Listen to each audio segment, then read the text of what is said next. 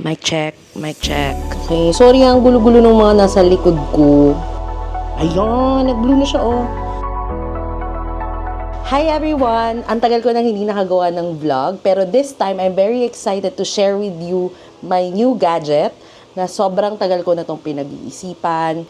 Ang dami ko nang pinanood na videos about this. And I'm very excited to share with you my new Ray-Ban Meta Wayfarer. So, first time kong magkaroon ng Ray-Ban na sunglasses. Actually, first time ko bumili ng pricey na sunglasses. And added na dito yung siguro pwede natin sabihin smart glasses kasi meron siyang AI features.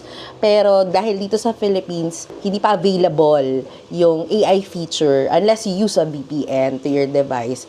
Then, magagamit mo siya. But for now, let's explore muna the basic features of the Ray-Ban Meta sunglasses model na Wayfarer. Okay, so marami ring kinds or models ng Ray-Ban Meta sunglasses na available. Meron yung Wayfarer and then yung Headliner. Marami pero dalawa lang pala. So, but meron din siyang iba-ibang frames available. Andyan yung matte, shiny, or meron ding ibang color ng frame available. And then meron ding yung lens. You can buy it ng prescription, but syempre since abroad mo nga siya orderin, dapat talagang sure ka sa prescription mo, dun sa grade ng lenses mo. You can buy it in clear, you can buy it in polarized or transitions. So mine, what I got is the transitions na G15 green. So this one. Ayan, transitions G15 green. I got the frame na matte black.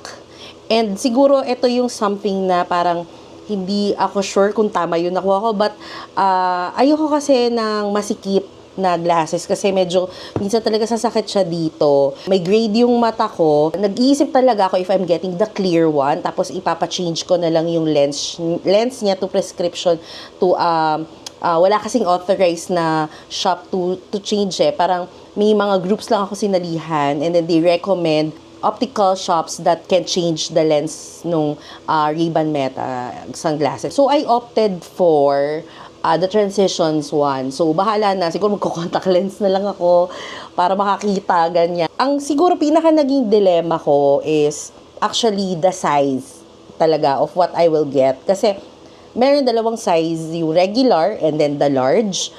So the regular is ang nakalagay dito sa part na yun. Nakikita niyo yung S53. So, yung regular size, it's S50. Pero what I got is the S53. Meron namang size guide sa online. So, ang ginawa ko, kinuha ko yung glasses na meron ako and then I measure from the screw to screw. So, nasa 13 millimeters siya. So, hindi ko na mapakita. According dun sa website, or dun sa mga nabasa ko, pag 13 millimeters, centimeter, equivalent siya dun sa S53, ganyan. So, meron kasi ako nang papanood na parang bumili sila ng ganitong size, tapos binabalik nila, ganyan. Tapos mga babae. So, ako, malaki talaga yung face ko. And, ang worry ko, baka masikip siya. Kahit nasabihin mo konting centimeter lang yan, pero baka hindi siya comfortable for me to wear. So, I chose to get the large, so S53, and then matte black and transitions green. Okay, so now let's unbox.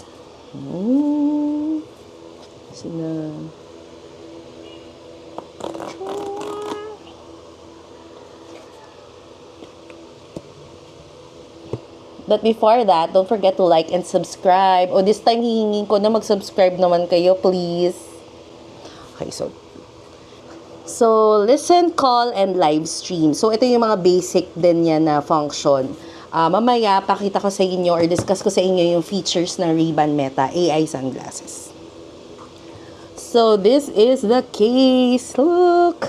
So, kamukha talaga siya ng mga Ray-Ban sunglasses, yung mga classic na Ray-Ban sunglasses, ganyan. So, ito siya, and then, let's wear to see kung fit nga siya. So, see, may LED light siya, indicator. Alisin ko na ba siya? Meron something here to pull. Wait, let me just set up my phone if I have to pair it with my device already. So here, dun sa case, merong QR code. So I'll scan this para I can connect or download the app. So while I'm downloading the app, I'll discuss muna siguro some of the features na magagamit ko talaga using the Ray-Ban Meta sunglasses. Number 1 siguro is the speakers feature niya. So, yes, meron akong headphones, may AirPods ako, ganyan na I can use. May speakers din ako. This one, iba siya kasi kapara ka lang nakasalamin. So, yun. So, maririnig mo na yung audio niya. I just have to check later ano yung audio quality. And then, second is, as someone who loves to take videos, photos, ganyan, and share it to everyone through my vlog or through my content, very useful for me. On my POV, yung camera feature niya. And what's exciting about that is yung kanyang camera is already in portrait mode. So, hindi very built siya for mga social media content. So, andyan yung pwede ko siyang for my TikTok or for my Instagram content. So, yun. And then, for the microphone, I can use it also during calls kasi may aside from the speaker, may microphone siya. So, may 5 built-in microphones around the glasses. And tingnan natin mamaya ano yung quality or audio quality. Ayan. So, dahil Meta siya, it will ask you to log in to create your Meta account. So, in my case, since meron na akong Facebook and Instagram and that's under Meta, so I'm just gonna log in using my Facebook account. So, para magagamit mo din siya for live stream. Okay, so, ipapapiliin ka niya kung ano yung Ray-Ban Meta sunglasses na meron ka. Kasi meron sila before yung Ray-Ban Stories, but now the new one is the Ray-Ban Meta sunglasses. So, let's choose that. Okay, so, let's get the device ready for pairing. So, remove daw the protective tab. So, ito. Remove. Ayan, tanggal natin siya. Wait for 30 seconds for the LED case to turn blue. So, ngayon, orange siya, if you can see. Press and hold the pairing button on the back. So, may pairing button here. This one. Parang sa mga AirPods, ganun.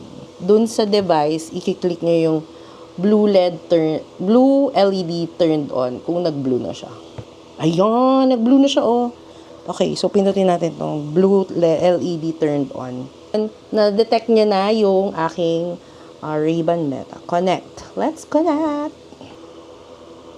Wala na akong time mag-ayos ng kwarto, but na-excite kasi akong i-video na to para ma-share ko na sa inyo.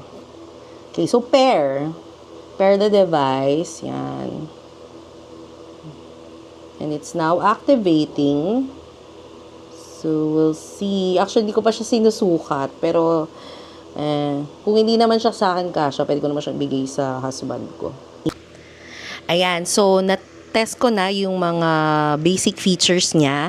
And marami pa akong mga days na gagamitin ko to test yung mga features pang iba ng Ray-Ban Meta Wayfarers. Update ko kayo kung ano yung experience ko using this. By the way, nabili ko pala to sa isang online seller kasi nga hindi pa siya available dito sa Philippines.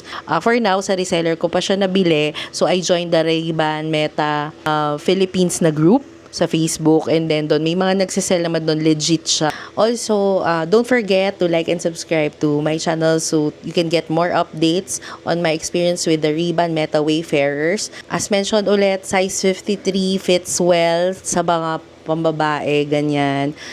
And hindi mo siya nalalaglag so far. So, perfect lang siya.